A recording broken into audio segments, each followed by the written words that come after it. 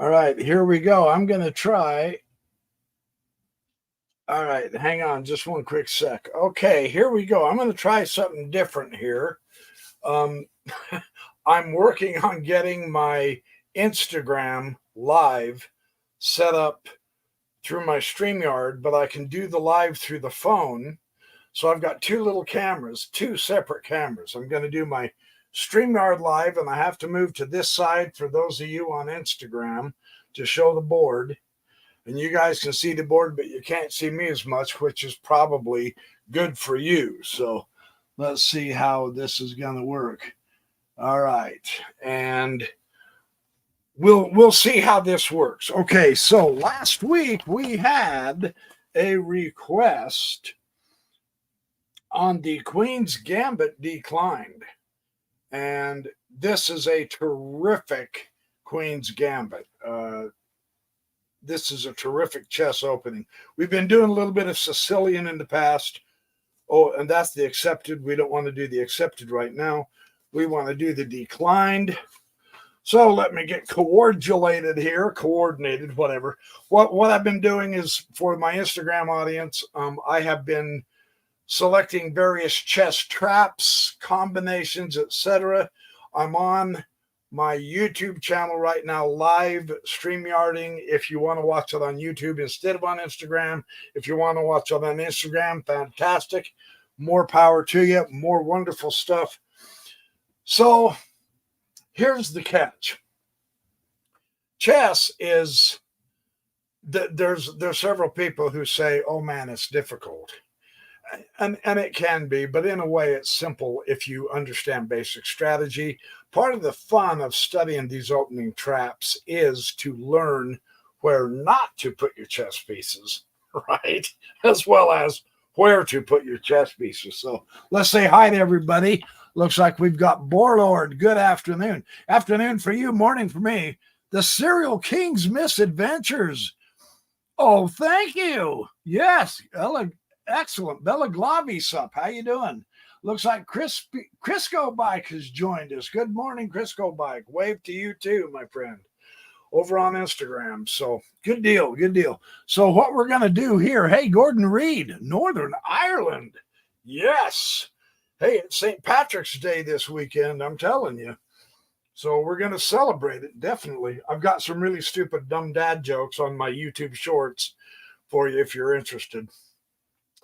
Let's take a look at this. Now this is a quick one. And this kind of makes it fun because it's a quick one, right? I'm trying to get my Instagram audience in here also. Oh, my camera makes it backwards though. My phone camera. I should do that the other direction. Hang on. I'm going to try to do this the other direction. I'm going to see if I can flip this so that you guys can see this better. Not that there's a lot of people watching on Instagram just yet. But let me see if I can do this so that it's a better angle. There you go. That's a much better angle. Right. There you go. That'll help you. That'll help you. I can't see myself in the camera on my Instagram account, but I can on my. Hey, here's your name and MH. Love the YouTube short jokes. Thank you. MH from Scotland. Awesome. Okay, so let's do some Queen Gambit declined. D pawn opening, of course, D4, D5. And we're going to do the Gambit and the decline. Usually, the decline, of course, means that they don't accept taking the pawn, right? So they're not going to take this pawn. They rather support this pawn. And there's various different maneuvers you can use. It's not just this one either, but this is one of them. And he goes pawn, queen, 3. So he's going to bring the knight out, typical. And he's going to bring his knight out. So let's see what happens at this point is usually the bishop comes to G5, and the knight's going to support the knight on the pin. It's a pin to the queen, so it's not an absolute pin. We know that by now. So now C is going to take D, and E is going to take D. And so the downside of this, if you're playing the white, and you want to pay close attention to this, is you don't want to take that pawn with the knight.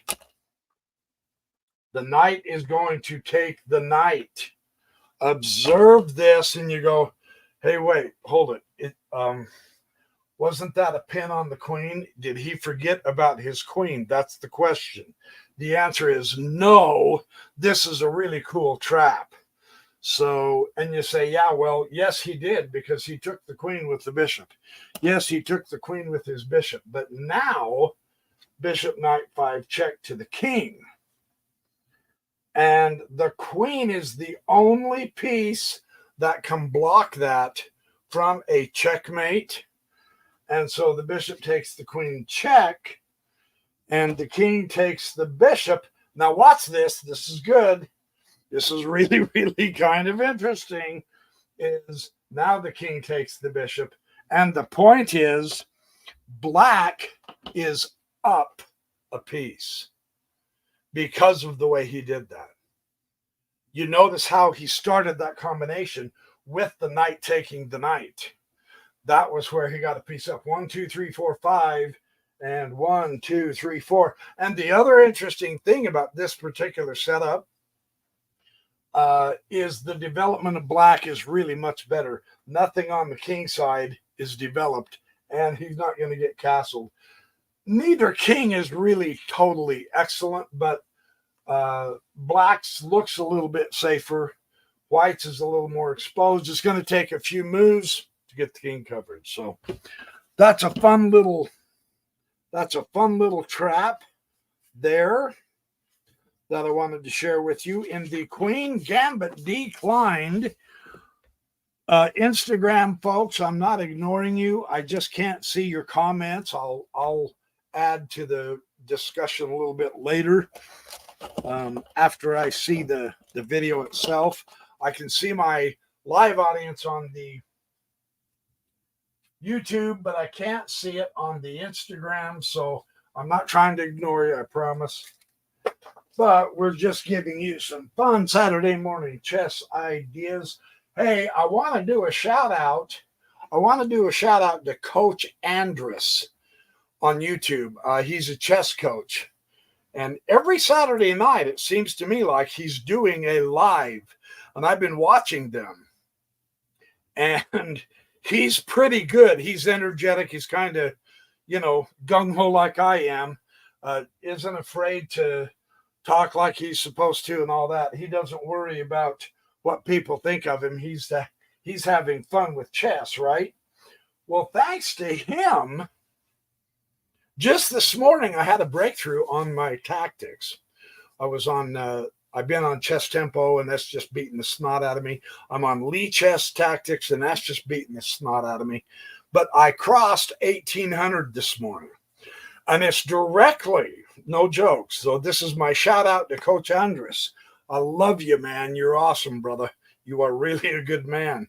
His hints have helped me advance in my tactics over 100 points this last 2 weeks. So I'm very excited about that. So I want to do a shout out to Coach Andrus. And if you guys can, come and watch his live Saturday night. That's tonight. I don't know. What time is it? 10 after 10. When I get on about 7 o'clock tonight, so 10.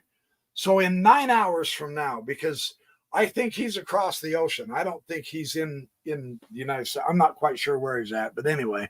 So, hey, Mr. Q Mason, Connecticut. Yes. Karan Arsani, hello, my friend. What book am I referencing from? Good question. This is the old book of Irving Chernev, Winning Chess Traps. Irving Chernev, Winning Chess Traps. It's a decent book. It's a lot of fun. Fun to play through. It's an older book. I played through it years ago, years and years and years ago. And I think it makes for some great YouTube and Instagram videos.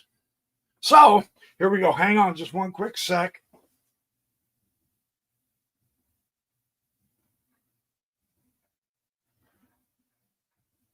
All right. Okay, here we go. Here we go. Let's do another queen gambit decline. D pawn opening, of course, and then the C pawn will bump, and he does not take the pawn. That would be the basis of the accepted is accepting that gambit pawn. The gambit pawn, what you do with the gambit is you're going to throw a pawn up there. It's like a temporary pawn sacrifice, but it helps you develop faster, or it gets you in a better position. Black doesn't like it, so he's going to decline it. You can play it both ways.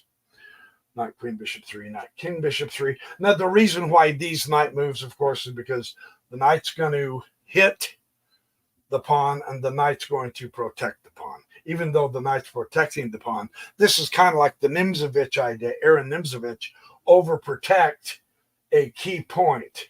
Well, that key pawn is a really important pawn, so he's overprotecting him. So that makes all kinds of boatloads of sense. And once again, we see this bishop knight 5 pinned to the queen. Queen knight queen 2 coming up to support the knight. It does more than support the knight, though. You know, you're going to influence these squares. So now you're fighting white for the center. This pawn is a very good pawn supporting the center. And so the knight is going to contest that. So that's a good knight move. I know generally, knights are said to belong here, right? So it's not a defect. It's just a different way of opening. It's not like it's a defect if you move your knight to here. There's many instances where you do want to move your knight to there. So do it. We'll see what happens. In this one, black gets the better of white. So if that helps reinforce to you that this is an okay way to open, then that'll be good. And now the second knight. Now see, white has put both of his knights up on the third row, right? So let's see what comes of this. And now black's going to return the pin idea. The difference, and it's an important difference, is this is a pin against the king. This is a pin against the queen. That's the difference. This knight cannot move. This knight can move, but there's a real danger of losing the queen. So you better be doggone sure of your tactic or strategy if you go ahead and move that knight before moving your king or queen out of the pin, right? So this will be fun to see. He bumps his pawn to king 3. And now he's going to hit the center even harder with his pawn to bishop 4. You bet. You're welcome, Borland. He's going to bump his pawn to bishop 4. And so he brings up his bishop. Now, once again, and I stressed this last week a lot. I did. Observe the important idea that white has speedily put out all of his pieces. He's got a wonderful pawn center, and he's put out all of his minor pieces. He's getting really well developed really fast. He needs to castle, put his queen up somewhere, whatever the position calls for, and get his rooks connected. Black is not that far behind either. Black is also doing a very excellent job speedily developing his pieces. That is critically important. And now queen rook 4. So we've got the queen bishop battery against that knight. So this is telling us black is definitely going to want to play on the queen side. Now the center isn't locked. In fact, there's an enormous amount of tension. Pawns can be exchanged. That will change which file opens up so that the rooks can get into this game. So picking the queen side is an interesting strategy. It's going to put a lot of pressure for white to realize, okay, now I know the center is not locked, but my queen side is in danger. I'm going to have to do something about that. And white makes a mistake. Queen to knight 3. Not the best place to put the queen at all. He would be better off castling and then bishop taking the knight, is what the note says. Or no, he would be better off castling and then, well, anyway, he should be castling. I can't read that. It's bad print. Doggone it. I didn't even notice that in preparing this. Okay, anyway, the queen to knight 3 is not the best place, and we will see why. So, okay, here's the thing. He is a little bit behind in development. And you know me, I always scream my fool head off. You got to develop. You've got to develop. You've got to get pieces out there, because the more pieces, the stronger your position is going to be. But there's always exceptions to every rule. And knight to e4 is a yowza move. So again, we saw this the last time. Black is willing to sacrifice his queen. Now, this particular setup must give us some kind of a tactic to make such a bold move. His queen's gone, so there's no point in leaving the knight there to have it taken. So it's not a queen sacrifice. It's a further development. And you say, yeah, but he needs to get his bishop out too. He does. Let's observe what happens. Now, black's going to pull the trigger and take the knight. And the pawn is going to retake the bishop. So this is really looking hard, convoluted. There is all kinds of stuff in this thing, in this middle. And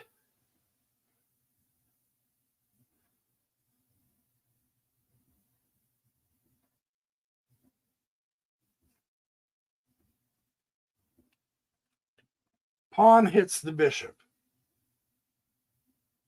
No. He went knight king 5. He went e5. And then he pushed the pawn. I'm sorry. I was doing 2 moves of the same color at the same time. Sorry. So after the pawn takes the bishop, now white puts his knight on king 5. And now he pushes the pawn. And the knight will take the knight. The white knight will take the knight. This is so interesting how this works out, because the bishop's going to take the knight. Do you see what's coming up? Okay, let's show you. Bishop comes to rook 4.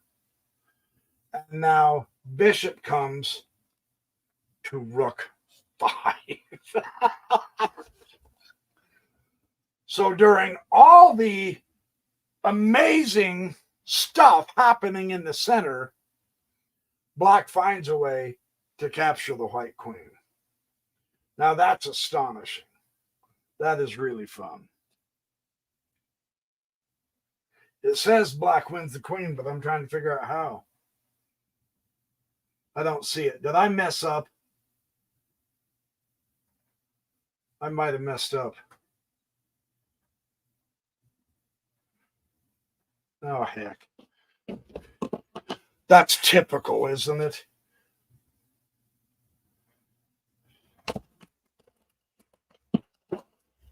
I'm trying to explain this stuff so that it's easy to see and understand. I'm going to do this one again.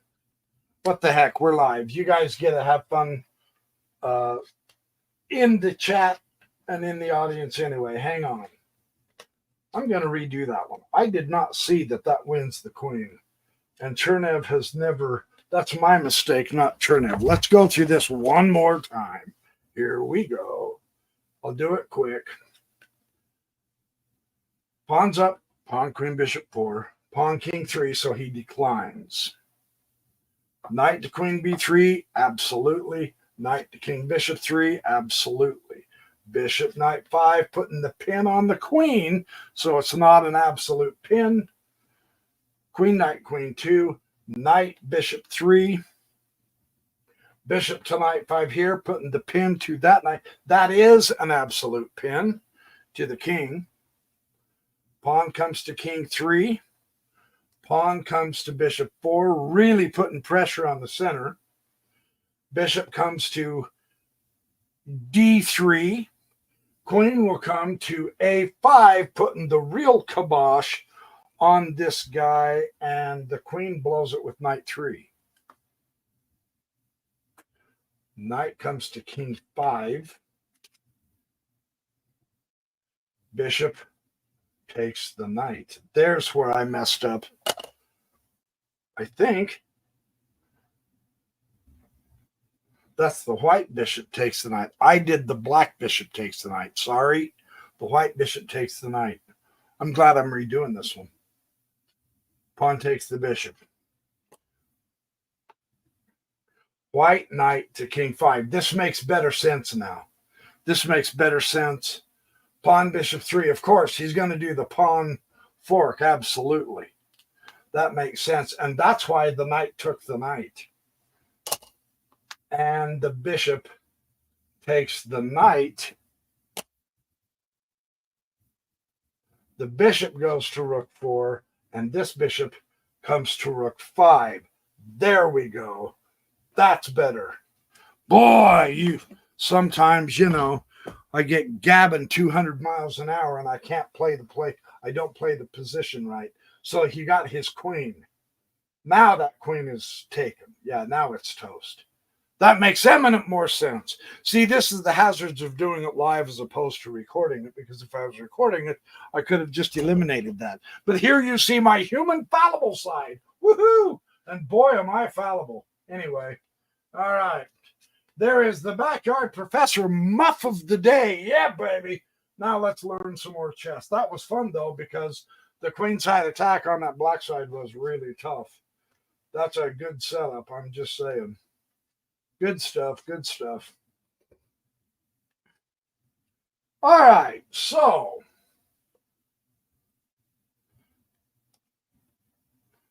the Queen Gambit declined is one of the more popular openings. It's used by millions of chess players. It really is, and it's just really well known and well understood. And so, welcome to everybody who's coming on my Instagram page, my Instagram live. I can only do Instagram for an hour. So when it gets to an hour here, I'm going to shut that off and I will keep going here on the YouTube live stream. I'm doing YouTube on StreamYard on YouTube live if you want to hop on over to there after you're done on the Instagram. I'm trying a new experiment of getting 2 different audiences. And so far seems to be working. And now pawn king 3 is declined. He did not take the pawn, so he's declining it. We've already been through all of that noise. Yes! And we're starting to get familiar here with this opening territory on this part of the Queen's Gambit decline. So that's the fun of looking through so many different types of traps and combinations, is we get really well and familiar with both sides, what to do and what not to do. And pawn king 3, strengthening the center pawn, and pawn bishop 3.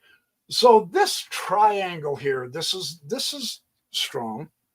This is somewhat, this is a good way for black to keep the strength. The downside of this, and there is a huge downside, is just like in the French, you really sock in this light colored bishop. So if you're playing white, in essence, he's not going to be able to get this bishop out for a long time. So it would help to be aggressive. You can be quite aggressive here with this bishop. or in your setup, because this bishop is not going to be able to get into the game for a while. That's the downside of this particular setup, okay? Just so you understand. So the pawn bishop 3 certainly encloses that bishop, and now he's going to also bring his other knight. And again, the queen to rook 4. It's a great way to develop the queen, and it's, you say, well, the problem is you're not supposed to put your queen out early. That's true, but this is a great square for the queen side at this point. So you're not technically getting hurt. He's going to bring his knight queen. Notice he's going to keep his knights in the center in order to be able to keep an eye on both wings. But he definitely wants to have enough power on this queen side, because now the queen has chosen this side, and the knight can come in here real quick. And as I've said in so many videos, and I'm learning in my tactics puzzles, a queen and a knight together make a fabulous combination, dynamic duo, as it were. They are really tough, and they're good together because they don't duplicate squares. They complement each other beautifully. So knight to queen 2, and here comes the other bishop. And you say, well, that's a common theme. I'm going to put the block on. He's going to put but see, he has now, bringing in the knight, he has stopped the pin. And of course, moving the queen, there is no pin there anymore. Now, and this is helpful. So now this is kind of a bonus for black, if you will. Because if he does take the knight, and technically speaking, it's probably best to retain your bishops unless you have a very powerful knight on an outpost.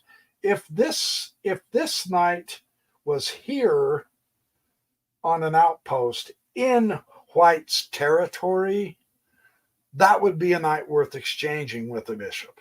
Okay. As it is, bishops in the long run, in the end game especially, they just grow in power. So bishops are stronger than knights somewhat.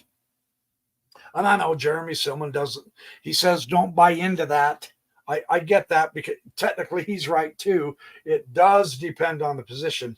But the nice advantage of this setup, now see, had he brought the knight to here, he could not be guarding that knight. So the only way, if the bishop took the knight, was to goof up his king side. He wants to castle king side.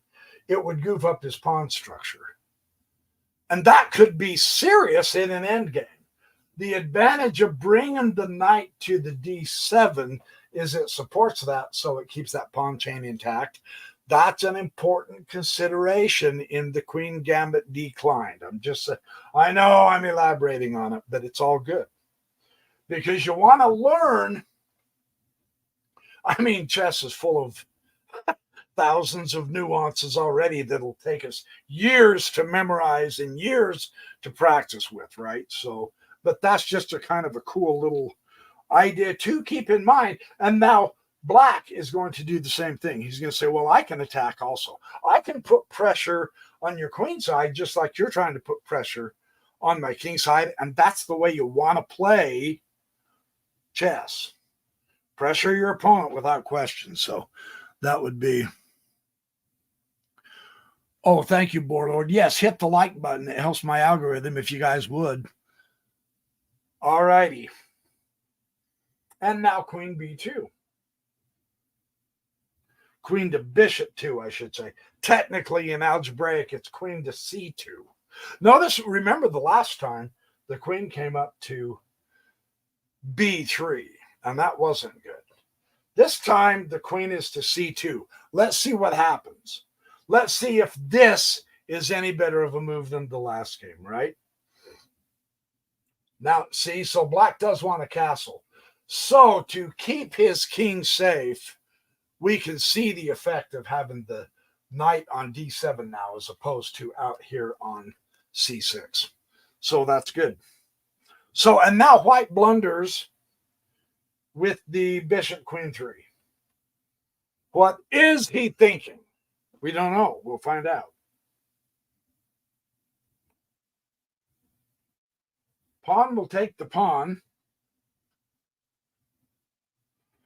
A center, he's somewhat relieving the tension in the center, but he's also attacking this bishop. Bishop will take the knight.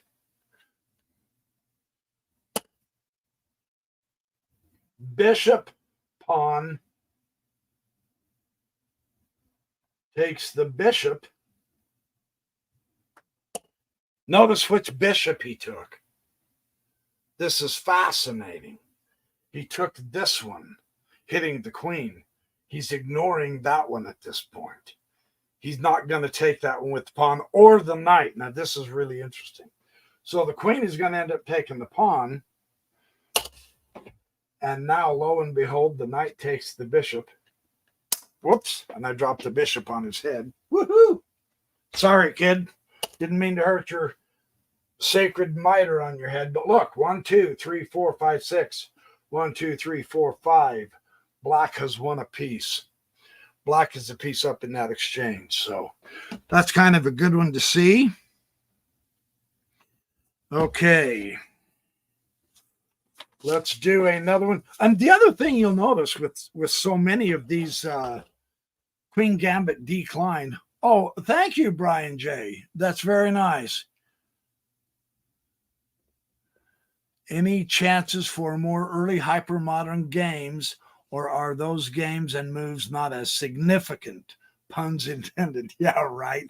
Yeah, absolutely. I'll be happy to. What I need to do, I'm gearing up for, I'm trying to make more chess videos as such during the course of the week also, right?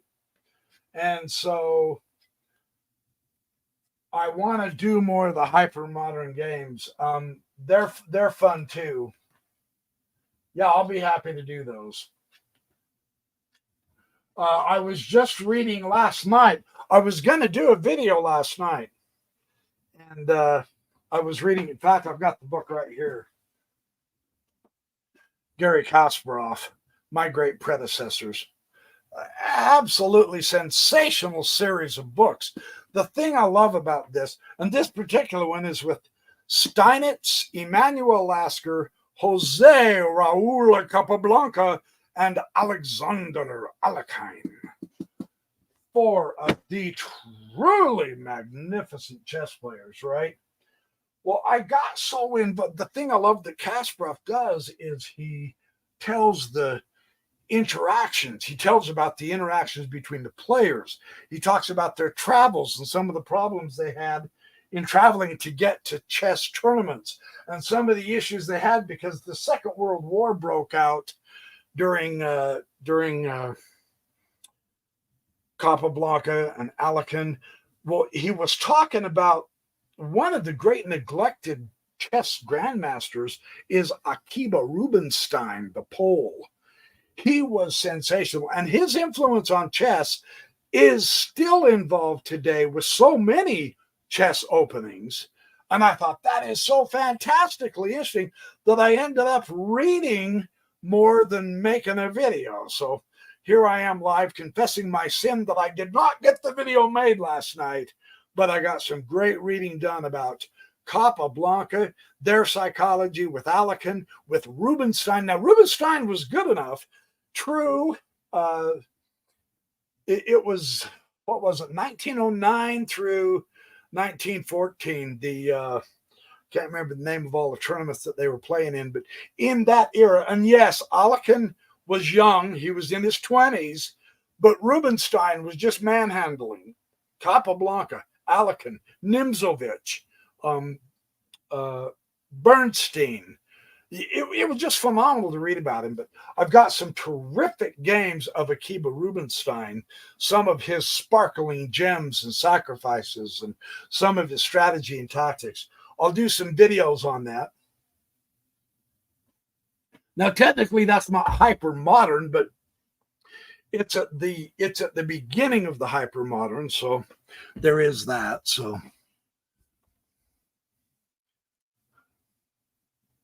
Okay, here's another real short, quick, sweet one. And I kind of like these.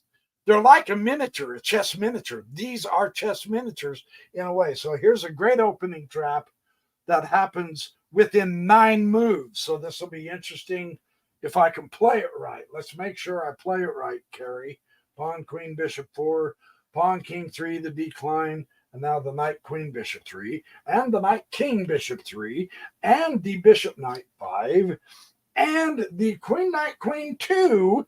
That seems to be a good standard for black at this point. Now, granted, this book is a little older, at least in this time, in the 1970s and 80s. There might be something new on the horizon today that I am unaware of, which is no surprise because I am so vastly ignorant of everything about chess that is positively embarrassing, but I keep going forward anyway. Now the knight comes out. So we've seen this exact opening a couple of times now. Where is the difference? Where is the difference? Not there. We've seen the queen, rook 4. Not here. We've seen the bishop, queen 3. Knight to king 5. Okay. So once again, not fully developed. Want to keep our eye on that, right? And not fully developed. Neither side castled. White is closer, though. So that's good. But again, he's going on an excursion in the center. And there's a reason. Now, here is a mistake. This is not going to be the proper way to respond to the knight coming in. And the knight is going to come back here and take the bishop. And the knight, of course, is going to take the knight. And do you see the issue here? The pawn is going to take the pawn. The key to this is to look horizontally. And this is one of my most difficult. This tactic is cool, but this is one of my most difficult things I've got to learn how to train myself and be better with. The queen goes diagonally, and that knight is pinned. Now, what do you do with the pinned piece? You attack it, right? Because that way you can win it. Preferably attack it with your pawn. That way you're taking a higher power piece with a pawn, but you do want to attack the piece with a lower rated piece. But horizontally here, the queen could take that knight if that pawn was out of the way. Hey, we have a way to get the pawn out of the way. You move it, you push it, you take something with it. So he does. The cool thing is, this setup is the pawn is hitting a bishop now, and the queen is hitting a knight. So black wins a piece. So this is a good illustration once again. Every rule in chess is made for very good and quality reasons, and we need to pay attention to those rules. They're not just there to waste our time. But there are always times when it's okay to break the rules, move a piece twice in the opening, even though you're really not very well developed. You're really not very well developed. And you put your queen out here far too early because your bishops aren't out.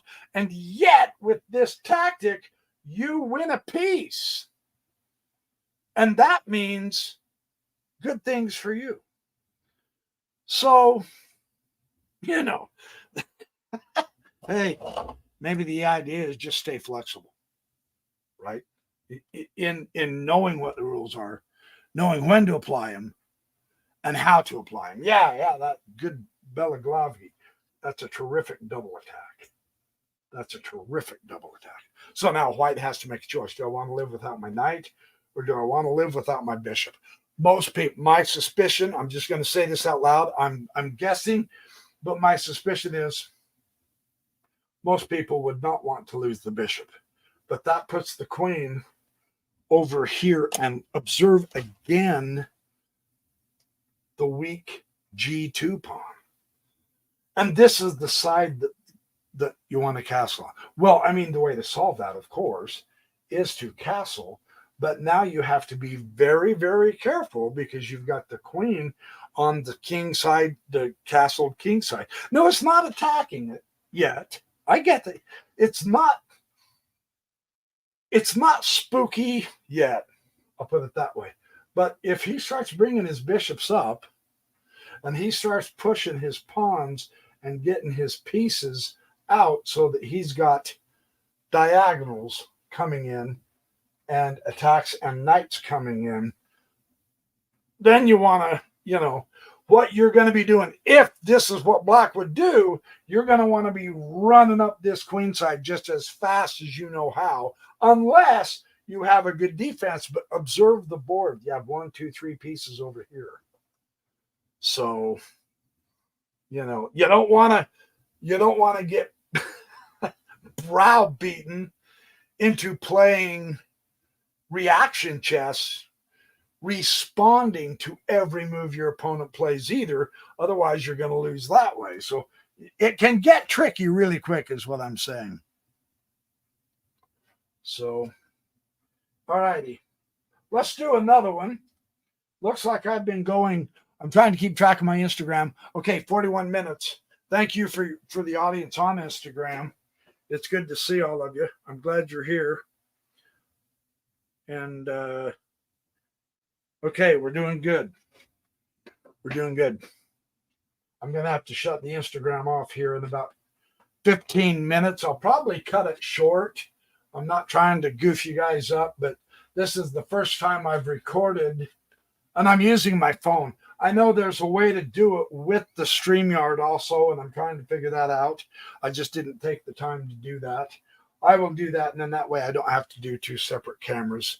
I'll just do it all on StreamYard for you Instagram folks.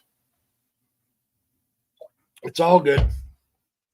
Everyone gets to have a little bit of fun. I think my Instagram is Carrie Shirts. Yeah, and I share a lot of my photos.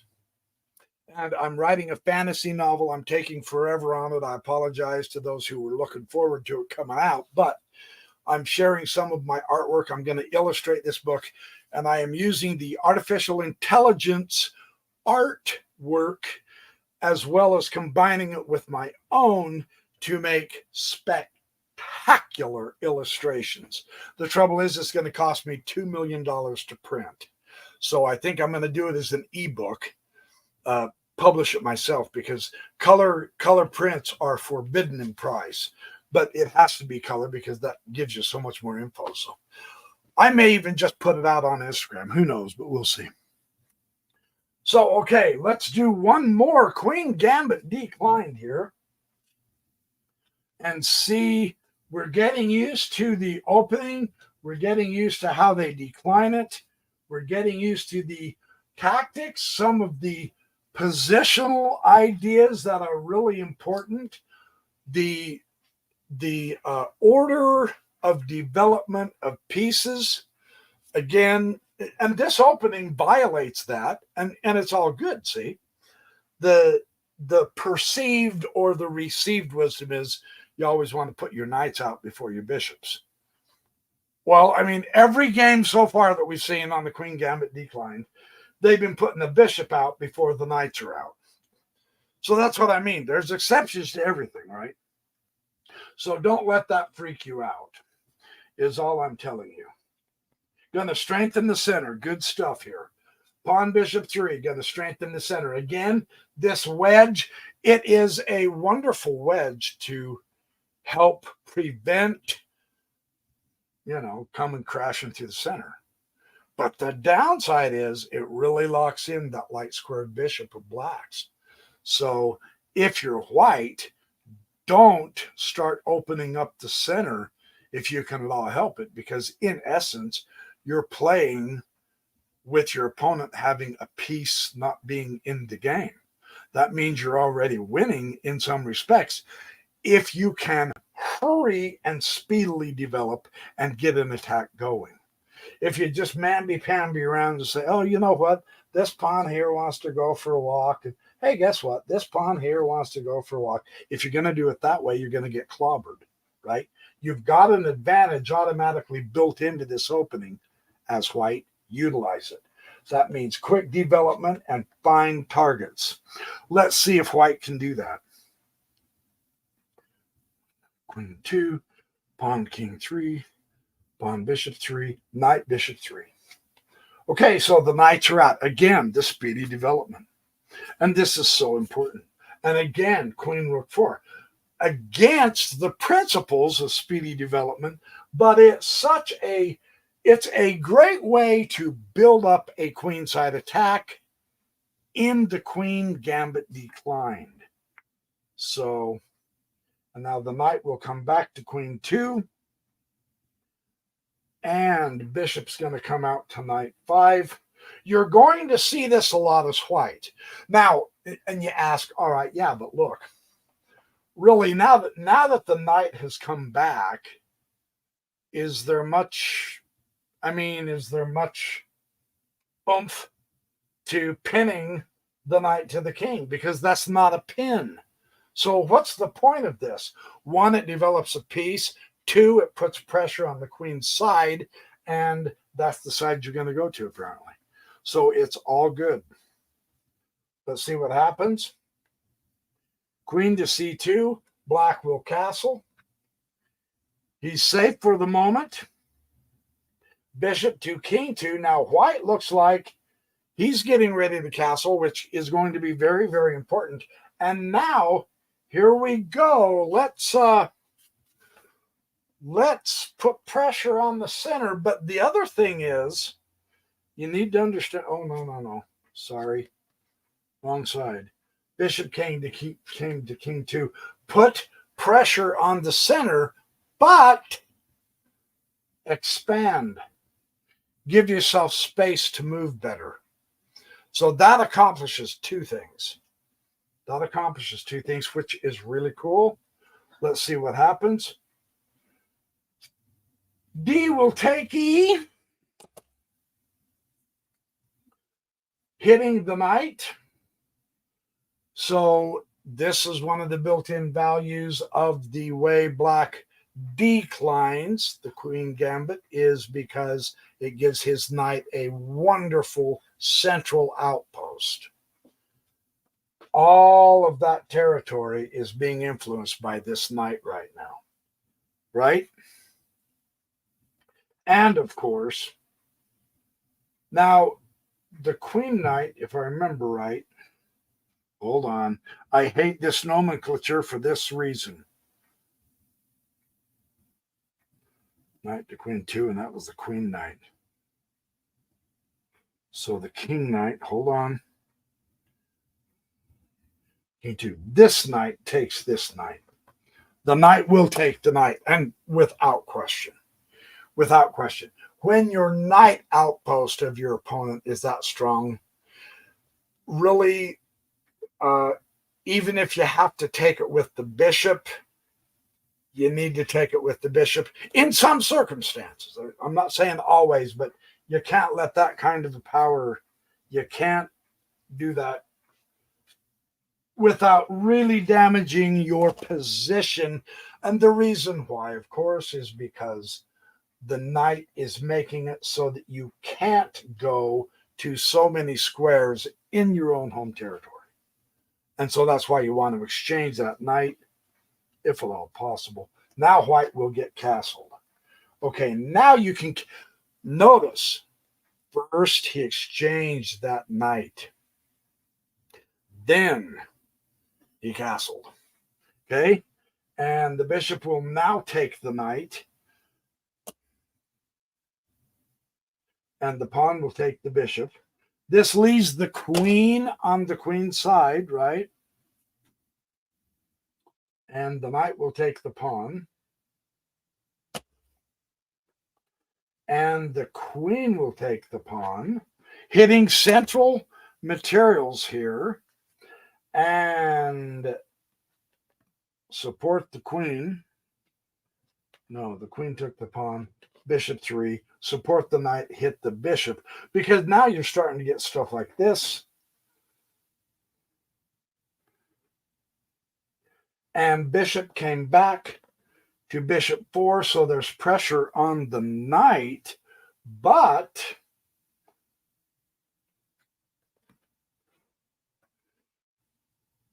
develop with tempo.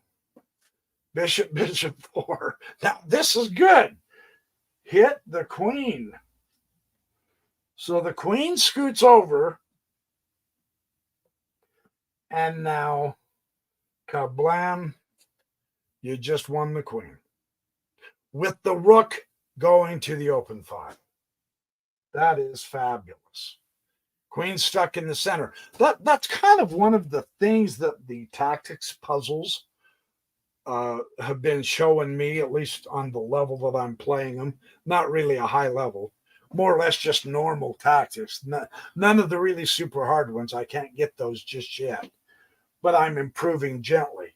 When there's a lot of your opponent's own pieces or pawns near a piece, try to look at how far diagonally the queen can move and horizontally. See, there's only two options here. Horizontally, there's only one because the bishop stops the queen. Diagonally this way, you can't go anywhere. So all you have is the file. And that's why the hint, you get to develop your piece with tempo, and what a tempo. So if you find yourself in this position, where did I lose my pen to? I dropped my pen and it disappeared. Anyway, if you find yourself in this position, after you beat yourself up, which I do all the time mentally, right? At least try to make the most of it. Which is the most active, most powerful piece that you can take? The queen's gone, so you have to do something with her. Well, you can zip up here and take that pawn, but that's not going to do you a lot of good. You can take the knight. The knight is really well centrally developed, but that, if the pawn takes back, that opens up the rook, and that's not what you want to do. Besides, the bishop is hitting the knight, so you would just have to take the rook. So you really lost the exchange, queen for the rook, but at least you got something for it. Don't just bring your queen back down here in safety and let him take your queen. Of course, in that way you get your rook anyway. But anyway, so that's another fun way to look at opening traps, is if your opponent's pieces are surrounding a major piece, check the piece and see, wow, does it have any escape squares? That's a good tactical strategy to keep him. I mean, there's only 299,315.907 tactical strategies you got to memorize. You could have them done by next weekend if you dedicate yourself to it. Tactics are fun. Who was it this last week? I think he was more hyperbole. Oh, yeah, Grandmaster Igor Smirnov. I love his videos, man. He said he was describing how he does tactics. Great video to watch. Give you an idea of how the grandmasters think through things. But he said 90% of the games are won by tactics. Now, there's been several people in my audience who have told me, they've said, dude, quit studying so much strategy and get on tactics. So that's what I've been doing. And I'm very grateful for you telling me that. I am doing it, and it is fun, but it is so frustrating. You know, you've got a decade to learn tactics. That's how long it's going to take you to get really, really, really good at tactics. So you may as well get started and let's go, let's go. But that's what makes these kind of opening traps. They call them opening traps, right? But in essence, we're just studying tactics or combinations. A combination is a tactic. So good stuff. Anyway, okay, I'm gonna say goodbye to my Instagram audience. Thanks, you guys. I will talk to you more on Instagram. Hang on the YouTube. If you want, you can come on over to my YouTube. I'm live on there right now. Appreciate everybody's support. Love all you guys. I gotta go. I'll see you back on YouTube. Yes, in the video. Okay.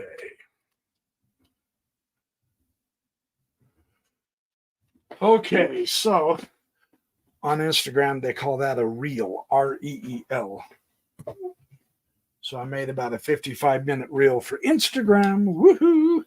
For my audience there. Let's look at another Queen's Gambit that is going to be similar and yet they're different. And isn't it interesting that so many of the opening moves, you've got like 8, 9, 10, sometimes 11 moves up into the game, right? Into the developing and getting your king castled, getting your pawns on the right squares, looking for weak squares, weak pieces, whatever, undefended pieces.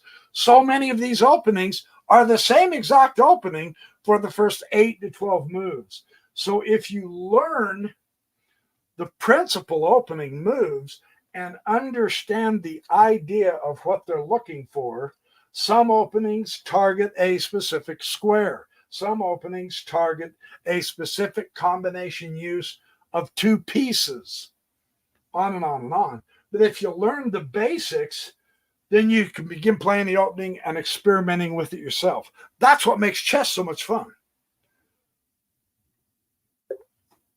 That's what makes chess so cool, right?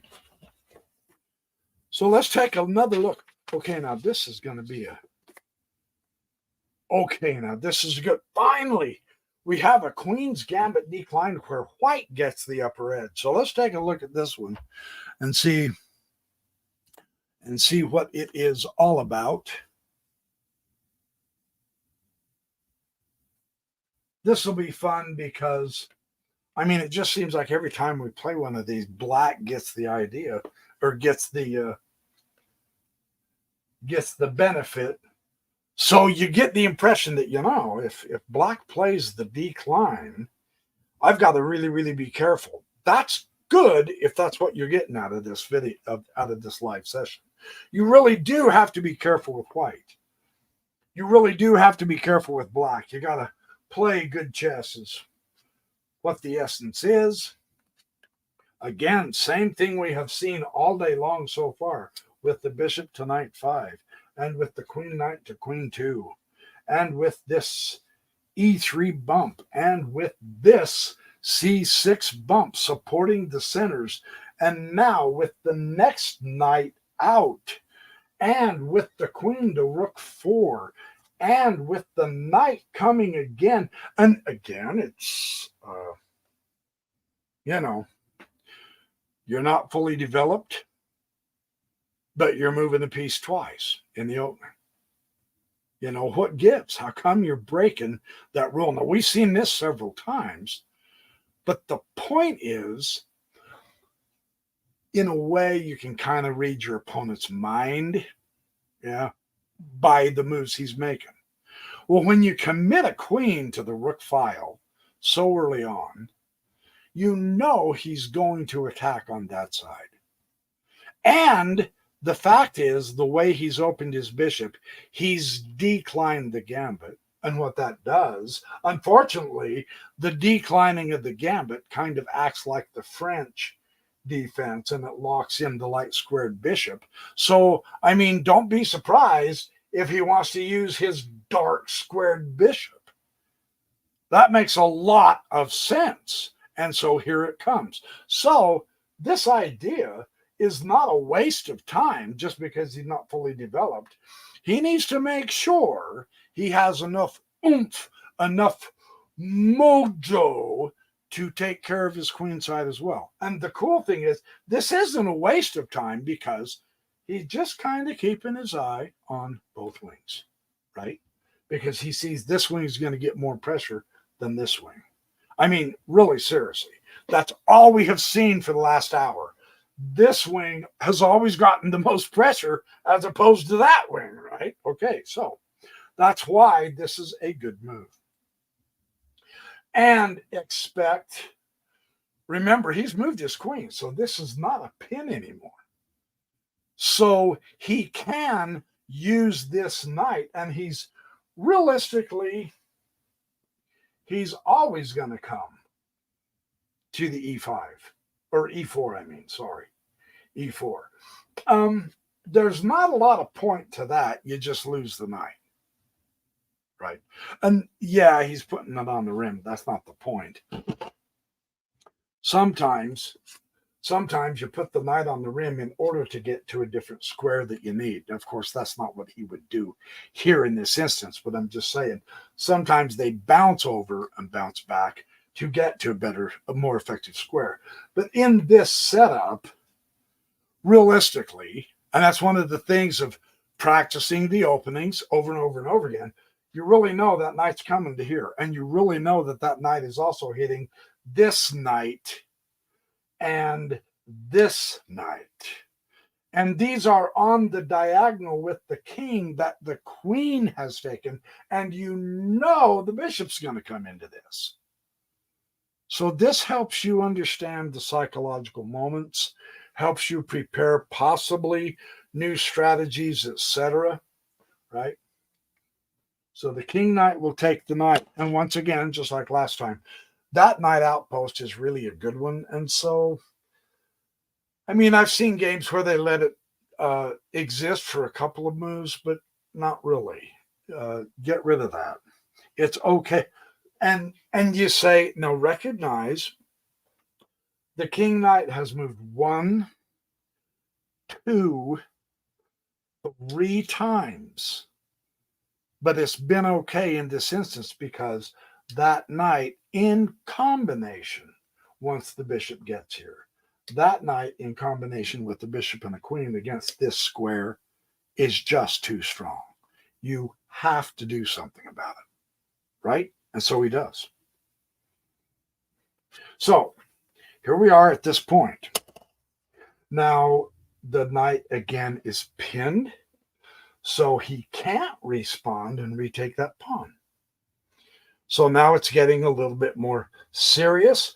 White probably wants to get the bishop up and castle to get rid of that pin, or do something else, move the king or something, because this is not going to be good if he leaves it for too long. And bishop moves to rook 4. And the pawn will come to king 4. Again, this theme of doubled pawns. And everybody makes a whoop-de-doo about the doubled pawns. And in some cases, rightly so. It's good. It's all right. But doubled pawns are not necessarily weakness. If they're center double pawns like this, look at how powerful those 2 pawns are. The other cool thing Black's able to do is he's able to push them forward. They're moving forward, right? So that's pretty good. That's hitting a lot of wonderful squares. Keeping pressure and territory in the center cannot be a bad thing. So pushing that pawn is good. Bishop king 2, yeah, let's get castled, right? You got to do that. Well, now Black's starting to do something goofy here. It weakens the position of Black unnecessarily. If you're playing Black in this, and I get it, yeah, the bishop's here, and your knight and bishop, and your queen is over here. Your strength, your center's not bad. Believe it or not, even with double pawns, your center's not bad, but your strength is on the queen side. Push that. Go ahead and get some clout over there. Go ahead and make it happen on the queen side. You've already got a fantastic start. Nothing is coming crashing through the center at you, right? White is nowhere near attacking your king, who is still in the center. You do have the ability to castle now. And once you castle, it's going to be several moves before White has an attack on your king's side. So why aren't you pushing on the queen's side? That is the proper strategy. Here, Black did not do that. He just, I get it. He's trying to, and see, this is the amateur mistake I keep making, and I've got to correct this if I'm going to improve my chess. I push too many pawns with the idea thinking, well, it will gain space. I mean, that's how we gain space. Okay, I get that. I probably overemphasize that in my own head, though, from Jeremy Silman's fantastic lessons. There is a good point to gaining space, but not to the point of goofing up your position. And I'm talking to myself here. This does not help black. That's what I'm trying to say. Now, see, white does castle. Absolutely. And so he's going to give himself a strong pawn chain. Now, there's nothing wrong with that, but that's not the side you should be playing on. That's what's wrong with it. You see how he shifted his emphasis? He's kind of, I mean, for lack of a better way of describing this, what would I say? He's wishy-washy, maybe. It just doesn't, it's not, I mean, he's got pieces he's got to develop, for Pete's sake. He needs to put them on more active squares. You now have made 2 extra pawn moves when in point of very fact, you could have made a pawn move on the queen side and gotten your bishop out and brought your rook in instead of those 2 pawn moves. I mean, if you're going to have to make pawn, it's better to move pieces, but if you're going to make pawn moves, don't do them over here in the middle of nowhere that do nothing for you except ruin your position. Get your bishop out instead of one of those pawn moves, and then move this pawn instead of a second pawn move over here. Do something on the queen side to develop and increase your queen side. That's really important. And you'll see why I'm making such a big deal about this, because black gets backhanded in this one, and we're about to see it. So, now, an interesting psychological moment. It was so fun reading in Kasparov's book last night on Jose Raul Capablanca and Alekhine. Capablanca didn't think psychology had anything to do with chess. No. Look, the idea is just look at the position, evaluate the strengths, the weaknesses, etc., play the most solid moves, and beat your opponent. Psychology had nothing to do with chess. Alekhine disagreed with him. He said, oh, no. I think human psychology is very, very important in chess. And Alekhine ended up being correct. This is a psychology move. White is telling black, all right, look, your queen side is going to be your queen side was your strong side. You had something going. And if you're going to fiddle fart over here, I'm going to stop your queen side play. Sucks to be you, Bubba. And he pushes the pawn. Now that's psychological. You go, okay. What happens? Interesting, isn't it? Bishop knight 2. Okay. Well, okay, look, you have tension. That's true. And you've got a target. There's no pin. The knight is protected. You're combining it from 2 different directions potentially. So, all right, I get what you're thinking. I get what you're doing. Let's see how that pans out. Now, we saw a couple of games previous where, because black had his bishop lined up in the queen bishop battery against on the queen side, that it was a grave mistake for the queen to come up to the b3 because it trapped the queen. But the bishop's over here now. So this is a great move, keeping your eye here, as well as preventing castling. Observe that. That could be huge. Just a simple little move. Again, On the queen side, that amazingly enough affects the king side. That's fun stuff, man. That's fun stuff. Okay, so all right, here we go. Uh, okay, for all intents and purposes, to me, what I'm seeing here is Block has just basically given up on the queen side altogether. Forget it. Okay, hold on. I've changed my mind. I'm going to go over here. I'm going to start developing on this side. I'm going to start pushing my pawns and putting everything over there. That's what he looks to me like he's doing. What this does, the effect of this, in my opinion, is it puts his queen on the wrong side of the board. So let's see how this works. I'm not convinced. I'm sincerely not. Now there's your queen bishop battery, and white is the one this time that has it, and it is going the correct direction. Uh-oh. So now the queen. So again, one of the downsides of switching from the queen side, and there are times, this is the crazy thing, there are times when you really do have to switch sides in a battle. But nothing was compelling him to give up his strengths here to go over there. So he's undoing the first half of his game strategy while white is increasing in his good position. That's critical to understand too. Black's just playing wishy-washy, it looks to me like. Now, I might be misreading that, but I doubt it. I don't think so. And here's the proof. So we've had tension in the center for a while.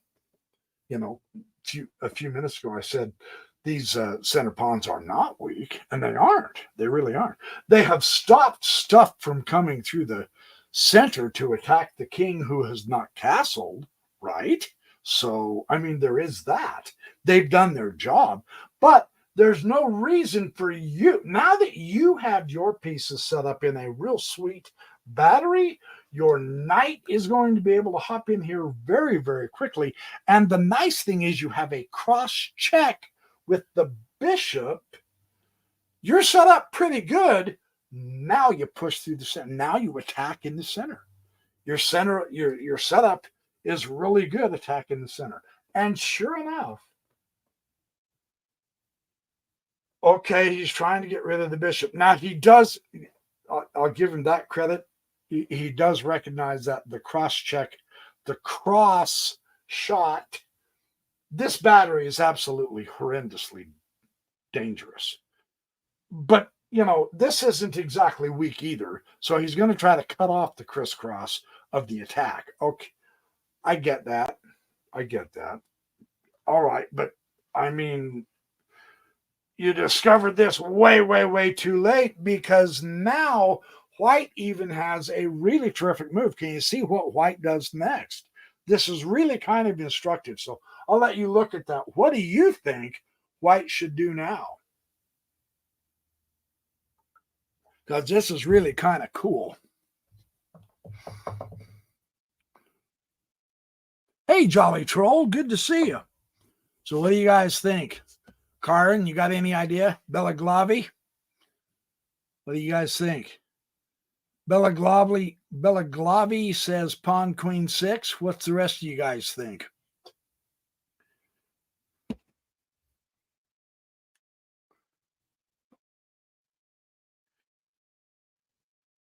Two in Vietnam. Everyone's saying D6. Yeah, this book, it's so old it uses the old nomenclature. So you guys are saying D6 is the next move. That's what it looks like most of you are saying. Jolly Troll 2. Yes. Good eye. Absolutely. I mean, come on. That is the toughest piece in the whole game.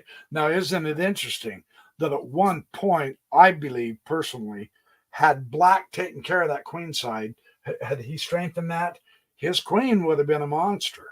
But right now, that d6 pawn is absolutely the king of the hill. Yeah.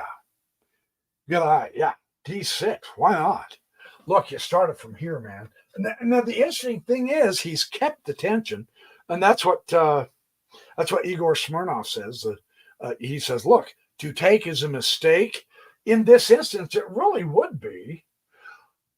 And yet again, you have to take pawns to open up files, right? Isn't that interesting? So the question is, I don't know if that would have been a mistake as such, because it would have been able to enable you to get your rook out there on that open file. And the king hasn't castled yet either. So there is that. I'm just showing options. So yeah, that is a really good setup too, with this queen bishop battery, and now you have the rook on that. That would tickle my fancy, but this added a great strength as well to break up the queen side and open up the diagonal anyway. And then when black keeps monkeying around over, you notice black is just one step behind, isn't he? He can't quite get his pawns to chase that bishop off before white strikes the queen. So white isn't being material minded so much as he's being position minded, is he? It looks to me like he's really doing the positional thing, because here he could easily take and completely destroy the pawns on the queen side. That would give him two targets, right? If he took here and then black retook, that gives him targets on c6 and a7 to attack. There are two weaknesses. That's not bad, right? That's really not bad. But you see something else. He advances to the d6, hit the queen, and now the cool thing is there's no pawns that can stop that pass pawn. So black now has to devote a piece or two to that pawn for the rest of the game. So not only, and observe this, again, this is part of the psychology, unless black just doesn't see it, but you and I can. We will be able to understand this. His bishop has not been in the game. So he's basically been playing without a piece. Now, someone, the queen, the bishop, the knight, the rook, someone has to stop that pawn. And I mean permanently. So they'll be out of the game. Isn't that interesting? The impression I'm getting is black has just not had as much power in the game. One, because he blocked in his light squared bishop. Two, because he's reversed sides to play on. White was able to capitalize on that, and actually, who's on the queen side? But how did white get to the queen side? It was through the center. That's why white did not fall behind in time and black did. Black is just a step behind. And I know I'm taking some time to elaborate on this, but this is really an important thing to see and observe, because this is fabulously illustrated here. The essence of time. But if you do switch sides, do so from the center, and it'll naturally flow out without a loss of time or power or position. If you just start coming back and around without emphasizing the center, without expanding the center and attacking the center, you're losing time. That's the important point. Pawn queen 6, good eye. Queen queen 2. Oh, that's a worst case scenario for black. And at this point, of course, that's the only piece that can block the pawn. But he's going to want to switch that, isn't he? Man, you don't want you don't want your queen, the most powerful piece, to be babysitting a pawn. That's a nightmare disaster waiting to happen. So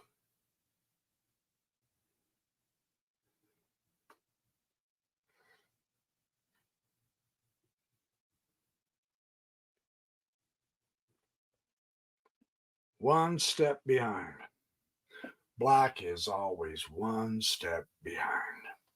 He couldn't get the pawn pushed fast enough because white was using forceful moves right directly through the center like this. And now look at that phenomenal bishop. So the knight comes to king 3, and the knight comes to knight 5. And I'm going to read to you what this says, because white wins the queen here.